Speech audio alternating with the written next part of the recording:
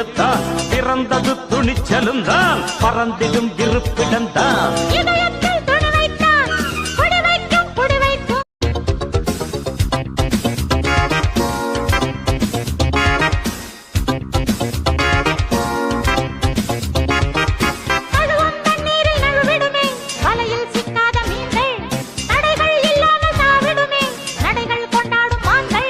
சிறையினில் பறவைகள் தான் சிறகினை விரித்திடத்தான் பிறந்தது துணிச்சலும் தான் பறந்திடும் இருப்பிடம்தான்